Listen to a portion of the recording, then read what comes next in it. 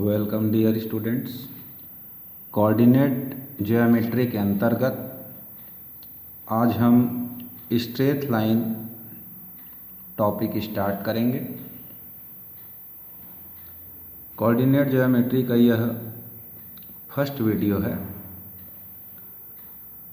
आगे के क्लास को भी आपको अटेंड करना हो तो चैनल को निश्चित रूप से सब्सक्राइब कर लें और वीडियो पसंद आए तो लाइक ज़रूर कीजिएगा।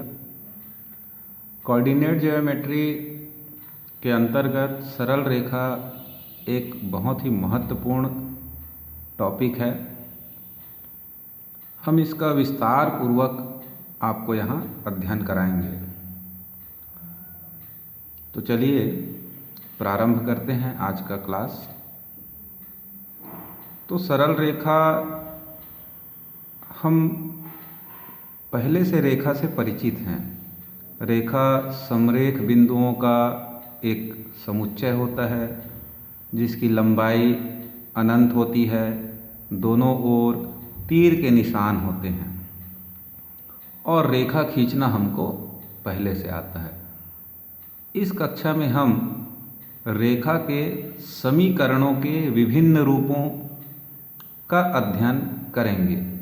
दो रेखाओं के प्रतिच्छेद बिंदुओं को ज्ञात करना, उनके अर्धकों को ज्ञात करना इत्यादि। तो स्टेप बाय स्टेप एक एक चीज़ को पढ़ेंगे। उससे पूर्व हम थोड़ा पुनरावृत्ति कर लें कि हम निर्देशांक ज्यामिति के अंतर्गत क्या जानते हैं। तो प्यारे छात्रों, हम सब जानते हैं कि दो लंबवत रेखाएं किसी तल को चार भागों में बांट देती है। क्लियर है? इस क्षैतिज रेखा को हम एक्स अक्ष के नाम से जानते हैं और ऊर्ध्वाधर रेखा को हम वाई अक्ष के नाम से जानते हैं। जैसे ही हम दो लंबवत रेखाएं खींचते हैं जिसमें हमने क्षैतिज रेखा को एक्स अक्ष और ऊर्ध्वाधर रेखा को वाई अक्ष कहा, यह समतल को चार भागों में बांट देता है। उस स्थिति में हम इसको प्रथम चतुर्थांश, इसको द्वितीय चतुर्थांश, इसको तृतीय चतुर्थांश और इसको चतुर्थ चतुर्थांश कहते हैं। साथ ही साथ हम ध्यान देंगे, दोनों लंबवत रेखाएं जिस बिंदु पर प्रतिच्छेद करती है, इस बिंदु को हम मूल बिंदु कहते हैं। ये आपने कक्षा 10वीं में पढ़ा होगा। इसे क्या कहते हैं? मूल बिंदु कहते हैं। अब इस मूल बिंदु के दाहिनी ओर एक्स अक्ष में जो मान होता है वो सदैव धनात्मक होगा। मूल बिंदु के बाईं ओर एक्स अक्ष में जो मान हम लेते हैं वो ऋणात्मक होता है। इसी प्रकार मूल बिंदु के नीचे की ओर वाई अक्ष का जो मान होता है वो ऋणात्मक होता है और मूल बिंदु के ऊपर वाई अक्ष पर जो मान लेंगे वो धनात्मक होता है। इन चिन्हों के आधार पर हम देखते हैं कि प्रथम चतुर्थांश धन x और धन y से बना है, तो इस चतुर्थांश का जो बिंदु होगा उसके दोनों निर्देशांक कैसे होंगे? धन और धन होंगे। जबकि द्वितीय चतुर्थांश को देखते हैं तो ऋण x अक्ष से और धन y अक्ष से बना हुआ होता है, इसलिए द्वितीय चतुर्थांश का चिन्ह होता है ऋण धन। तृतीय चतुर्थांश को अगर देखा जाए तो माइनस x अक्ष और माइनस वाई अक्ष से मिलकर बना होता है, इसलिए x अक्ष पर जो बिंदु होता है उसके दोनों ही मान x और y के मान ऋणात्मक होते हैं। इसी प्रकार हम देखते हैं चतुर्थ चतुर्थांश के मान धनात्मक और ऋणात्मक होते हैं। साथ ही साथ हम ये भी देखें कि अगर हम x अक्ष पर हैं तो x अक्ष पर y का मान सदैव शून्य होता है। तो हम इसको नोट कर लेते हैं। x अक्ष पर y का मान सदैव क्या होता है, शून्य होता है। इसी प्रकार यदि y अक्ष पर देखा जाए तो x का मान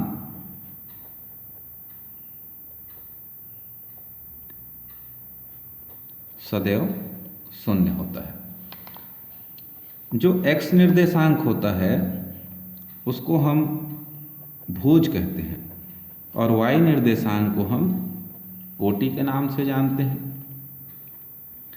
हम ये भी कह सकते हैं कि हम x अक्ष पर यदि चल रहे हैं 1 2 3 4, यानी x भुज जो होता है वास्तव में क्या होता है, y अक्ष से दूरी को प्रदर्शित करता है। हम मूल बिंदु से दाहिनी ओर 1 2 3 4 जितने कदम चलते जाएंगे या जितने बिंदु पार करते जाएंगे y अक्ष से क्या होते जाते हैं, दूर होते जाते हैं। यानी x बराबर भुज, अर्थात इसको हम कह सकते हैं y अक्ष से दूरी को भी ये प्रदर्शित करता है।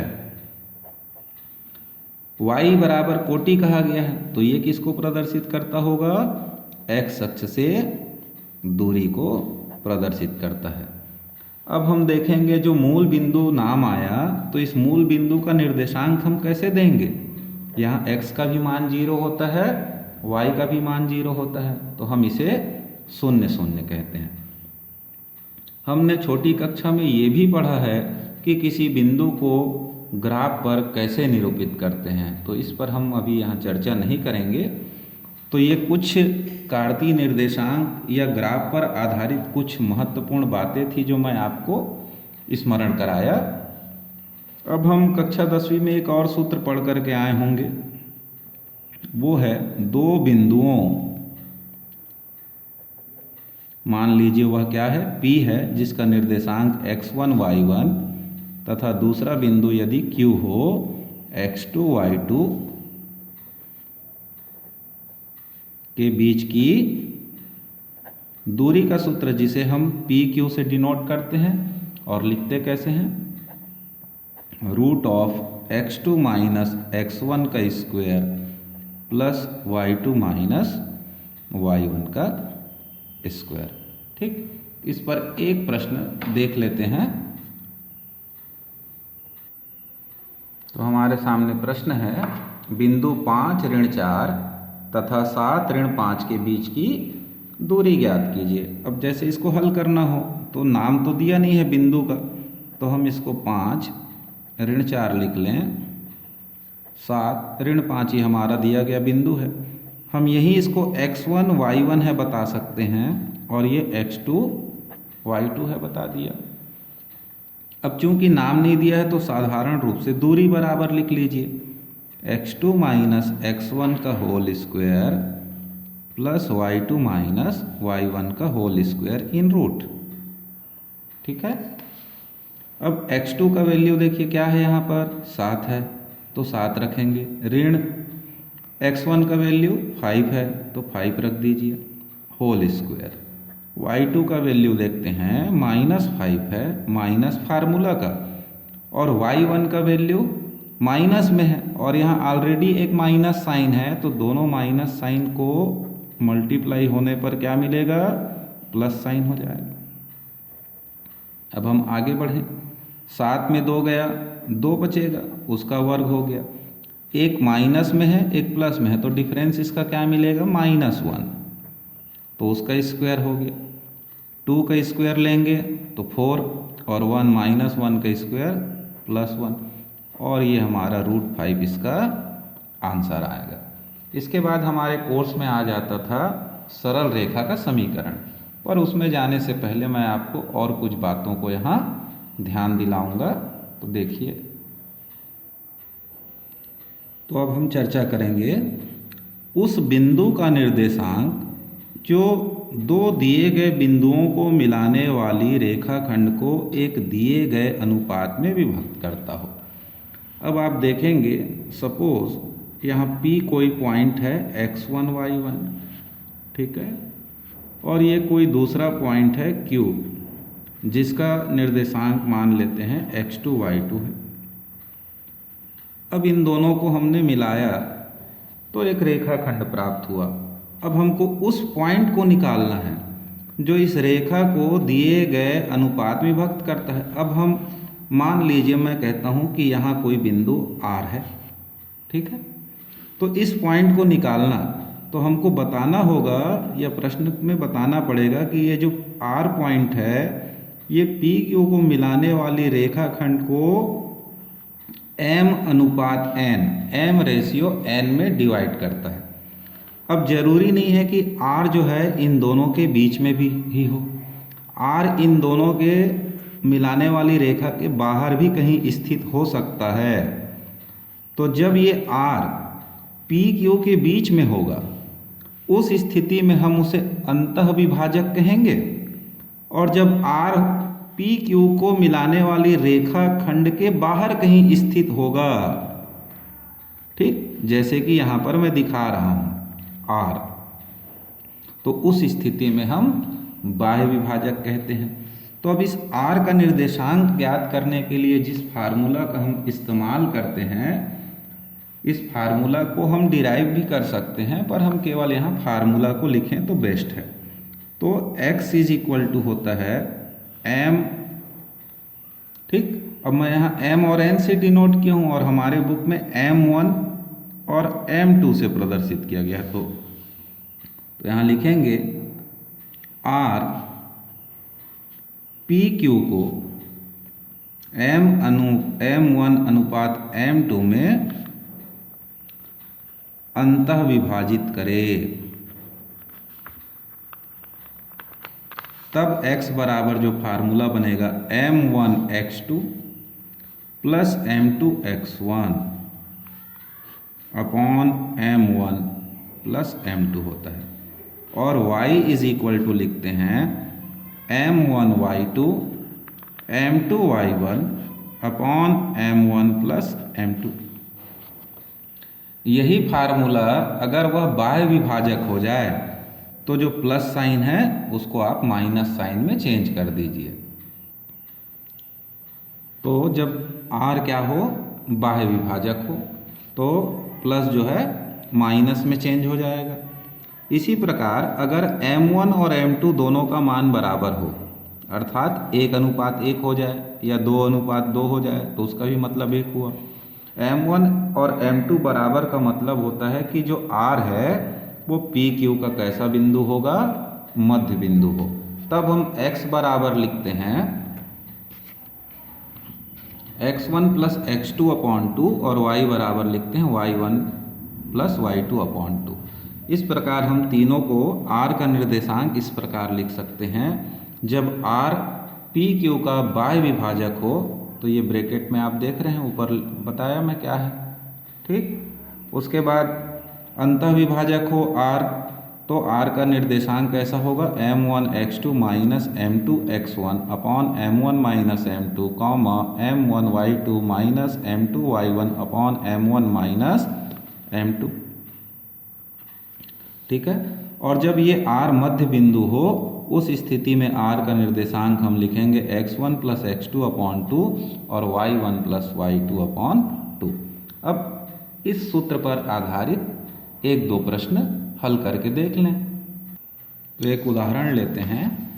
बिंदुओं 4 0 और 0 12 को मिलाने वाली रेखा या रेखाखंड को 3:1 के अनुपात में आंतरिकतः और बाह्यतः रूप से विभाजित करने वाले बिंदु के निर्देशांक ज्ञात कीजिए। तो इसको हल करने से देखें कैसे हल करें। तो ये P ले लिया 4 0 और ये ले लेते हैं Q 0 12। हम यहाँ शो कर दें x1 y1 और Q में शो करें x2 y2। अब ये जो हमारा R का निर्देशांक है ये 3:1 में क्या करता है, इसको आंतरिकतः करता है। तो पहला फार्मूला, जब R पी क्यू को 3:1 में आंतरिकतः विभाजित करे,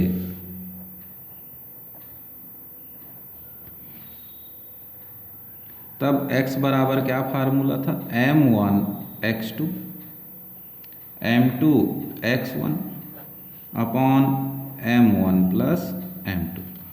अब यहाँ देखेंगे आप, m1 का मतलब हुआ 3 और m2 का मान है 1, तो ये हो जाएगा 3 गुणित x2 का मान 0 और m2 का मान 1, तो x1 का मान है 4 बटे 3 धन 1, तो 3 शून्य शून्य हो जाएगा और 4 एकम 4, तो ये आ गया 4 बटे 4, कट के क्या मिला 1।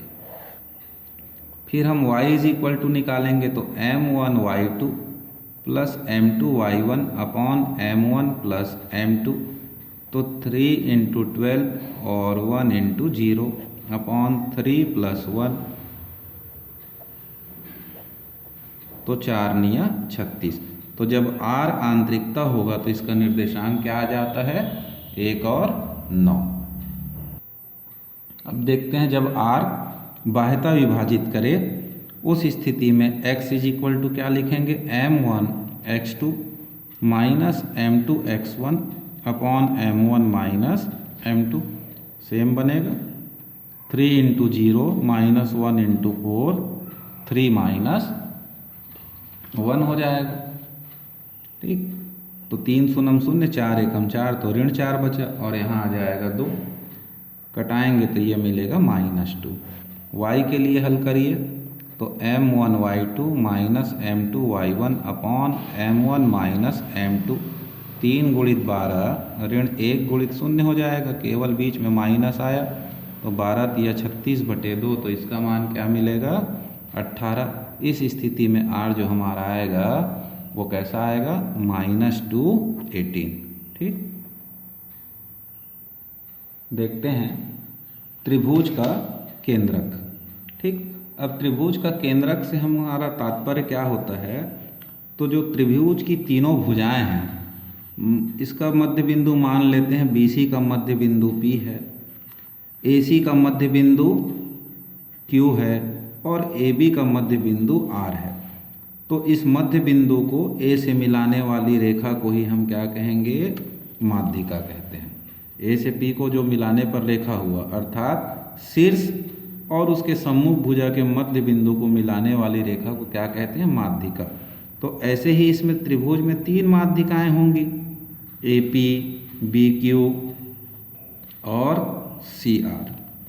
तो तीनों माध्यिकाएं जिस बिंदु पर मिलती हैं उसे हम G से डिनोट करते हैं और इसे ही हम क्या कहते हैं, केंद्रक। इसका एक विशेषता ये रहता है कि जो केंद्रक है वो माध्यिकाओं को 2:1 में विभक्त करती है। इस गुण का उपयोग करके इसके सूत्र को ज्ञात किया जाता है। यहाँ सीधे सूत्र आपको बताया जा रहा है, केंद्रक x1 plus x2 plus x3 upon 3, y1 plus y2 plus y3 upon 3 है।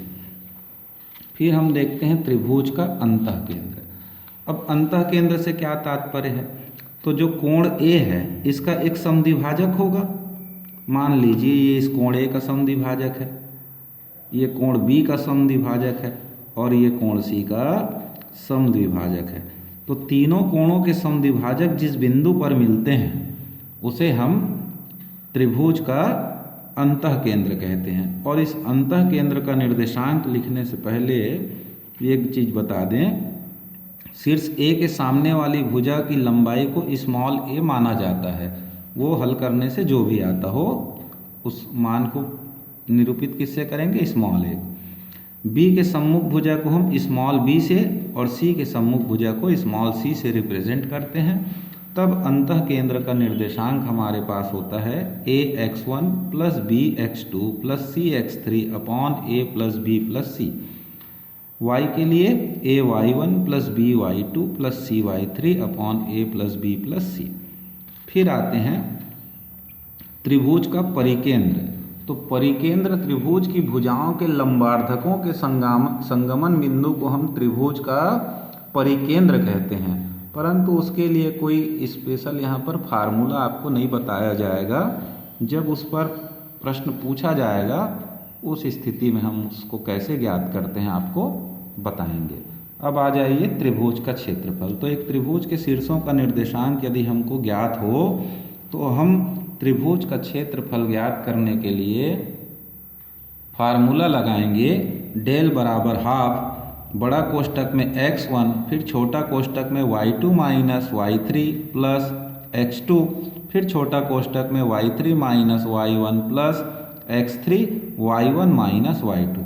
और जब इस डेल मीन त्रिभुज का क्षेत्रफल कैसा आ जाए, 0 आ जाए, तब हम कहते हैं कि ABC समरेख है। यानी समरेख सिद्ध करने के लिए हम त्रिभुज का क्षेत्रफल 0 प्राप्त करेंगे तो कह पाएंगे कि त्रिभुज के जो तीनों बिंदु हैं वो कोई त्रिभुज ना बना करके क्या करते हैं, समरेख हैं। ठीक, अब हम यहाँ पर अंतःकेंद्र, केंद्रक और त्रिभुज के क्षेत्रफल पर आधारित एक एक उदाहरण देखेंगे। तो पहला देखते हैं, उस त्रिभुज का केंद्रक ज्ञात कीजिए जिसके शीर्ष 4 3 ऋण 3 5 2 ऋण 3 है। तो आप सबसे पहले एक छोटा चित्र बना लीजिए त्रिभुज का, नाम अपने हिसाब से ABC रख दीजिए। 4 3 ऋण 3 5 और है 2 ऋण 3। यहीं पर आप लिखिए x1 y1 x2 y2 x3 y3। Clear है। अब आप अंतःकेंद्र का सूत्र देखेंगे तो x बराबर होगा x1 plus x2 plus x3 upon 3 और y इज इक्वल टू बताया गया y1 plus y2 plus y3 upon 3। Value put करो, 4 ऋण 3 2, तो 4 x2 का मान ऋण 3 और x3 का मान 2। 4 2 6 में 3 गया, 3 बचेगा, तो 3/3 तो कैंसिल किए तो क्या आया 1। अब y का देखिए, तो y1 का वैल्यू 3, y2 का 5 और y3 का -3 है। तो 3 5 ऋण 3/3, तो 3 3 कैंसिल हो गया, 5/3 आ गया।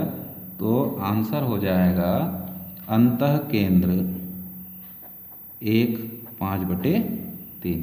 ठीक, दूसरा क्वेश्चन पढ़ते हैं। उस त्रिभुज का अंतःकेंद्र ज्ञात कीजिए जिसके शीर्ष 0 3 3 3 और 0 7 है।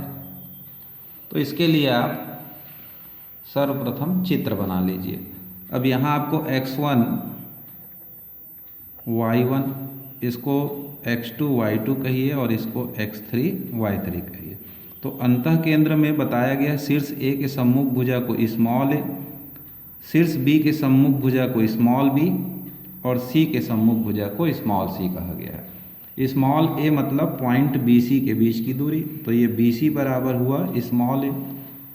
अब डिस्टेंस का फार्मूला हम बहुत यूज़ कर चुके हैं, तो 0 माइनस 3 का स्क्वायर और 7 माइनस 3 का स्क्वायर लिखिए। तो ये हो जाएगा 3 का स्क्वायर 9 और 7 में 3 गया 4, 4 का वर्ग 16, 16 9 25 का वर्गमूल क्या प्राप्त हो जाएगा 5।